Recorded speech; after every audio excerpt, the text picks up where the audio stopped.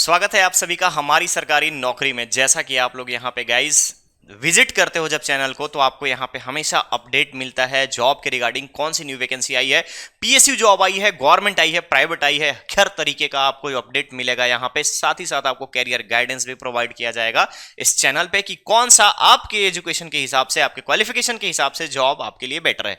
यहाँ पे अगर आप देख पा रहे होंगे तो यहाँ पे इरकॉन इंटरनेशनल का अगर हम बात करें तो ये इंडियन रेलवे का एक ज्वाइंट वेंचर है, जिसका मतलब है Indian railway construction international limited. और यहाँ पे एक अपडेट आई है जिसमें एग्जीक्यूटिव और मैनेजर पोस्ट के लिए सिविल इंजीनियरिंग के लिए बहुत ही बेहतरीन मौका दिया गया है ग्रेजुएट्स के लिए। तो चलिए शुरुआत करते हैं हम वन बाय वन कि क्या है इसमें, और साथ ही साथ हम ये भी देखेंगे कि किस तरीके से आपको इसको फॉलो अप लेनी है। फॉलो अप लेने का मतलब है कि इसका प्रोसीजर क्या होगा, सिलेक्शन प्रोसेस क्या है, एग्जाम फी क्या लगने वाले हैं, इन सब चीजों पे हम बात करेंगे वन बाय वन।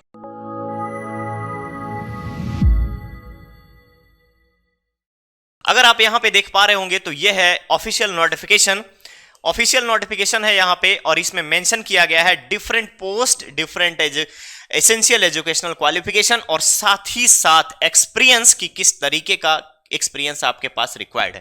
पहले पोस्ट के बारे में हम बात करेंगे, असिस्टेंट मैनेजर पोस्ट के लिए है, E1 लेवल का सिविल इंजीनियरिंग के लिए, और यहां पे मेंशन किया गया है कि full time graduate degree in civil engineering with not less than 75% marks. It means कि अगर आपके पास डिस्टिंक्शन है तो आप बिल्कुल अप्लाई कर सकते हो। और पोस्ट की जो टोटल नंबर है वो आपका 20 पोस्ट है। सैलरी अलाउंस दी गई है 40,000 से लेकर के 1,40,000 तक का, और साथ ही साथ आपको प्रोवाइड किया जाएगा allowances and PRP, different type के अलाउंस। अगर डियरनेस अलाउंसेस में अगर हम बात करें तो जो भी गवर्नमेंट के नॉर्म्स होंगे उसके अकॉर्डिंग आपको अलाउंसेस भी प्रोवाइड किए जाएंगे। एज लिमिट के बारे में बात करें तो यहां पे आपसे एज लिमिट मांगा है 2021 के दिसंबर तक आपको मैक्सिमम 30 इयर्स होना चाहिए, उससे अगर ज्यादा है तो आप एलिजिबल नहीं हो, ध्यान दीजिएगा। पोस्ट क्वालिफिकेशन के बारे में बात करें तो यहां पे अगर असिस्टेंट मैनेजर सिविल के लिए अगर आप जाते हो तो यहां पे आपसे मांगा है 2 साल का मिनिमम एक्सपीरियंस। किस फील्ड में?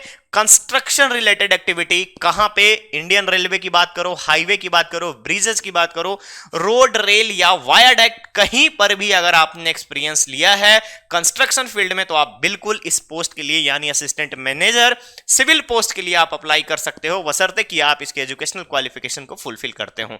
नेक्स्ट हमारे पास पोस्ट है एग्जीक्यूटिव के लिए, जिसको E0 या E0 लेवल भी बोलते हैं। इसमें पे स्केल रखा गया है 30,000 से लेकर के 1,20,000 तक।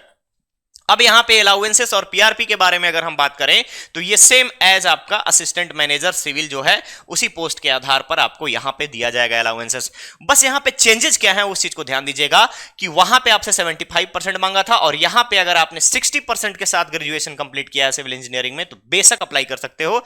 और यहां पे मैक्सिमम एज लिमिट मेंशन किया गया है 33 ईयर्स, और टोटल एक्सपीरियंस आपसे डिमांड किया गया है 3 इयर्स का, और साथ ही साथ 3 साल के एक्सपीरियंस में सेंट्रल या स्टेट पीएसयू का रेगुलर या नॉन रेगुलर कहीं पर भी अगर आपने एग्जीक्यूशन वर्क में काम किया है, एग्जीक्यूशन कहने का मतलब है हाईवे या रेलवे के किसी भी एग्जीक्यूशन प्रोजेक्ट में अगर आपने काम किया है तो आप बेशक इस पोस्ट के लिए अप्लाई कर सकते हो। सिविल इंजीनियर के लिए अगर हम बात करें तो सिविल इंजीनियर के लिए सबसे बेहतरीन मौका है यार एक पीएसयू के लिए, इंडियन रेलवे के लिए सेंट्रल कम्युनिटी में जॉब करने की सबसे बेहतरीन ये ऑफर है, सबसे बेहतरीन अपॉर्चुनिटी है। तो ये था आपका पोस्ट, साथ ही साथ salary, educational qualification, maximum age क्या होनी चाहिए, अगर कहीं पे पोस्ट एक्सपीरियंस आपसे मांगा है तो पोस्ट एक्सपीरियंस कैसा होना चाहिए, इन सब चीजों के बारे में डिटेल। हमारे पास सबसे इंपॉर्टेंट चीज आती है कि हमारा मेडिकल स्टैंडर्ड क्या होना चाहिए, क्योंकि रेलवे है तो रेलवे में आपसे मेडिकल स्टैंडर्ड की यहां पे डिमांड होती है, और यहां पे मेंशन कर दिया गया है कि एक अच्छा हेल्थ होना चाहिए, अच्छी स्वास्थ्य होनी चाहिए, और साथ ही साथ आप कलर ब्लाइंडनेस से मुक्त हो, यानी आपके पास कलर ब्लाइंडनेस नहीं होना चाहिए, आई साइट बिल्कुल क्लियर होना चाहिए। और यहां पे जो है आपका ये सबसे इंपॉर्टेंट रोल प्ले करेगा मेडिकल स्टैंडर्ड में। नेक्स्ट आता है कंपनसेशन पैकेज के बारे में अगर हम बात करें तो यहां पे नॉर्म्स प्रोवाइड किए गए हैं कि जिस तरीके से सेंट्रल गवर्नमेंट अपना कॉम्पनसेशन देती है, जिस तरीके से अलाउंसेस देती है, उस तरीके से आपको वहां पे मेंशन करके आपको दे दिया जाएगा। यानी कि अगर देखोगे आप तो दोनों पोस्ट की सैलरी में E0 और E1 की सैलरी में एक बेहतरीन सैलरी है यार, 30,000 से 1,20,000 और 40,000 से 1,40,000 तक। It's a very very very best salary package अगर आप बात करोगे तो। प्लेस ऑफ पोस्टिंग के बारे में बात करें तो जहां भी प्रोजेक्ट चलेगा वहां पे आपकी पोस्टिंग कर दी जाएगी। सिलेक्शन प्रोसेसेस के बारे में अगर हम बात करें तो यहां पे मेंशन किया गया है कि पहले रिटन एग्जाम होगा, देन आफ्टर आपका इंटरव्यू होगा। यानी अगर आपने अच्छे से किया है इंजीनियरिंग तो बिल्कुल एग्जाम से नहीं भागेंगे, आपका इंटरव्यू प्रिपरेशन भी अच्छा होगा और इंटरव्यू दे सकते हैं। अगर आप टेक्निकल नॉलेज रखते हैं सिविल इंजीनियरिंग का तो बिल्कुल आप इस जॉब के लिए अप्लाई कर सकते हैं। उसके बाद आपके पास एक और क्राइटेरिया आ जाता है श्योरिटी बॉन्ड का। अब श्योरिटी बॉन्ड का क्या है कि ध्यान दीजिएगा, अगर आप यहां पे ज्वाइन करते हो तो मिनिमम 3 इयर्स का आपको श्योरिटी बॉन्ड भरनी पड़ेगी। 3 लाख रुपए की अगर हम बात करें तो 3 लाख के लिए 3 साल का बॉन्ड भरना पड़ेगा यहां पे, ठीक है। तो ये था इंपॉर्टेंट इंफॉर्मेशन जो आपको जाननी थी। नेक्स्ट हमारे पास आता है कि अगर हम इस फॉर्म को अप्लाई करें तो हमको फी कितनी लगेगी। तो ध्यान देखिएगा गाइज, यहां पे जनरल और ओबीसी के लिए यहां पे 1000 रुपए लग रहे हैं, साथ ही साथ एससी एसटी ईडब्ल्यूएस और एक्स सर्विसमैन के लिए कोई चार्जेस नहीं है। तो ध्यान दीजिएगा यहां पे है आपका 1000 रुपए लग रहे हैं जनरल के लिए और ओबीसी के लिए, ठीक है। इंस्ट्रक्शन में अगर देखोगे आपकी कैसे अप्लाई करना है तो यहां पे आपको डिफरेंट टाइप से फॉर्म फिलिंग का आपको यहां पे इंस्ट्रक्शन दे दिया गया है कि पहले रजिस्ट्रेशन करेंगे, अपलोड करेंगे, जो एक प्रोसीजर होता है ऑलरेडी यहां मेंशन कर दिया गया है।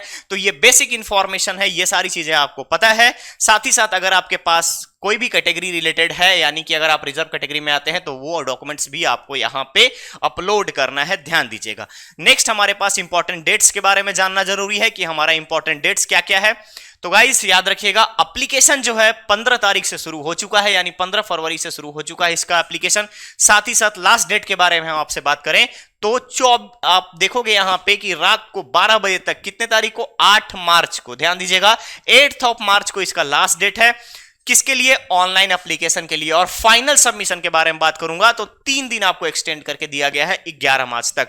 तो गाइस आप लोग मिस मत कीजिए, फटाफट जाइए और इरकॉन इंटरनेशनल लिमिटेड का फॉर्म फिलअप कीजिए। अगर आपने सिविल इंजीनियरिंग में ग्रेजुएट किया है, जितने भी डिस्टिंक्शन लिया है, अगर आपने 60% से ऊपर किया है तो आप बेशक एग्जीक्यूटिव लेवल पे आप अप्लाई कर सकते हो, उसमें भी सैलरी बेहतरीन है। गाइज मिस मत कीजिएगा, लास्ट डेट का वेट भी मत कीजिएगा। आपको मैं बार बार बताता हूं कि लास्ट डे का वेट नहीं करना है। साथ ही साथ मैं इस अपडेट के बाद नेक्स्ट अपडेट से मिलूंगा, नेक्स्ट अपडेट में मिलूंगा मैं आपसे ऐसे ही कुछ इंटरेस्टिंग अपडेट के साथ, इंटरेस्टिंग जॉब के साथ। चलिए मिलते हैं हम लोग नेक्स्ट ऐसे ही अपडेट में। उससे पहले वीडियो को लाइक, शेयर और चैनल को सब्सक्राइब जरूर कर लेना। साथ ही साथ जेनिक लर्निंग ऐप आप लोग डाउनलोड कर लीजिएगा और चैनल को विजिट करते रहिए। चैनल को विजिट करने से आपको डिफरेंट टाइप के अपडेट्स मिलते रहेंगे, कौन सा कोर्सेस चल रहा है। जेनिक लर्निंग ऐप में आपको देखने को मिल जाएगा कि कौन सा कोर्स अपकमिंग है। इन सारी चीजों के लिए अगर हम लोग बोले तो जेनिक आपके लिए हमेशा ऑलवेज आपके साथ रहती है। तो मिलते हैं ऐसे ही नेक्स्ट अपडेट में। Thank you so much.